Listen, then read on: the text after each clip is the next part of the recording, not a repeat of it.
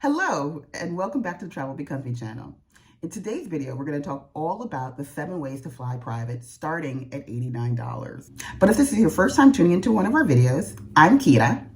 I'm a lawyer, an author, but most importantly, and probably the reason why you're here, is that I'm a luxury travel enthusiast and educator that's been to over 60 countries and territories using the strategies and tools that I found have been helpful in traveling Lux for Less.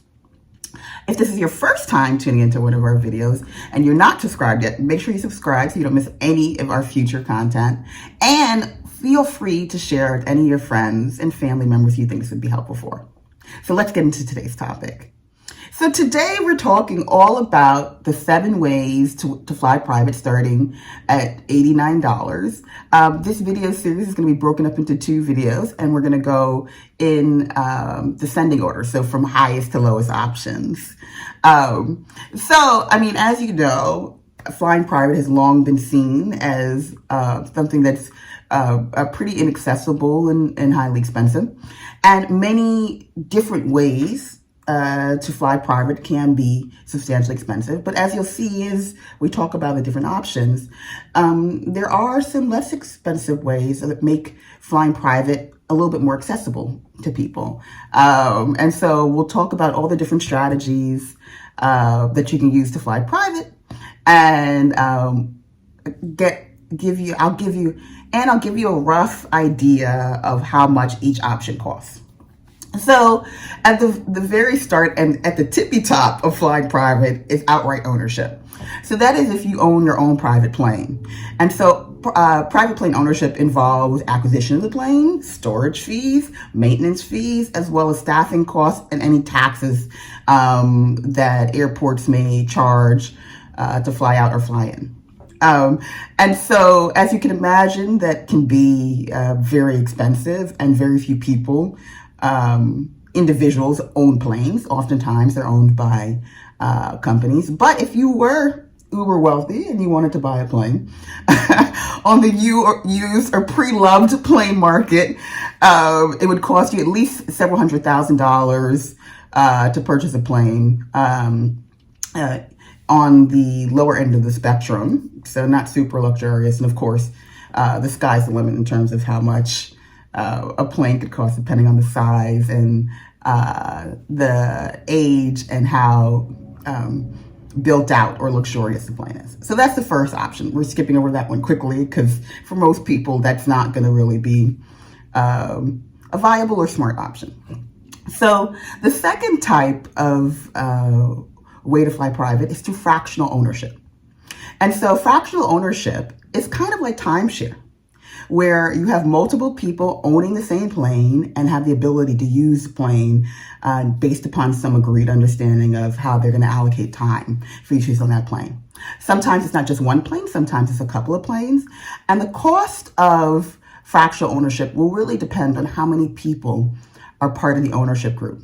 So if you have a smaller amount of people in the ownership group, it means that the plane is going to be more accessible to you, but it also means that it's going to be more expensive to be a fractional owner. If you have more people in your fractional ownership group, then it will be less expensive to own the plane, but then of course you'll have less availability.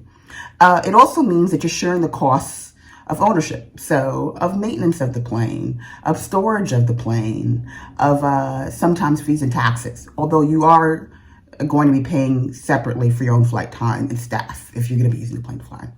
Now, fractional ownership is not super accessible either.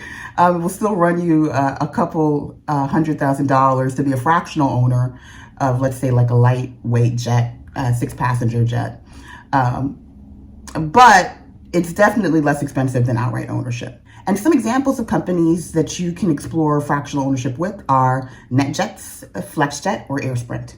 So the next option is flight charters. So these are single flight charters. And think of this as a plane rental, like how you would rent a car. And so you don't have the burdens of ownership, such as storage or maintenance. And instead, you go to a provider who has planes available for rent, and they can provide you with a rental, which is typically charged by flight hour. And then you're also charged catering and staff costs, and then excise fees for landing or leaving from particular airports. And so that, as you can imagine, substantially cuts down the cost of flying private. Now, the pricing for a single flight charter will vary depending upon how far you're going, whether or not you're flying internationally, how large the plane is.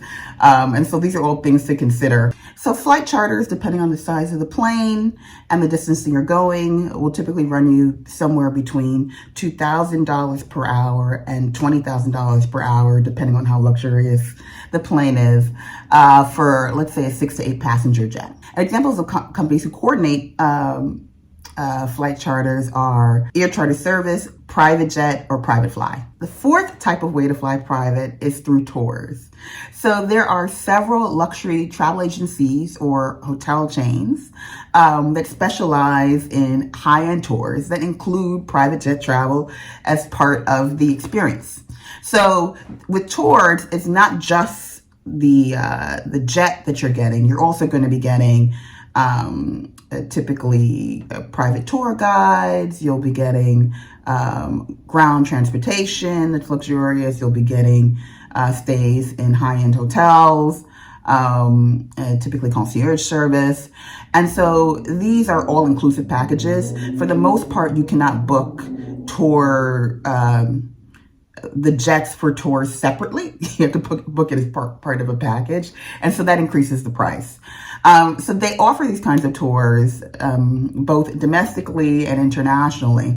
So for a domestic tour that's about 7 to 10 days, you typically find tours starting at about $25,000 per person, and it would be all inclusive, including most meals, although some do offer all meals as part of the package. And then, of course, it would go up from there depending on the length of the trip or whether or not you're doing it internationally. And it's very popular with these tour companies to do sort of around the world jetting experiences that they bill as once in a lifetime experiences going to many different countries in the world. So that's tours, and typical companies that provide this, or examples of companies that provide this, are the Four Seasons hotel chain or Abercrombie & Kent. It's known as a luxury concierge service. So that's all we're covering in today's video, the first 4 of the 7.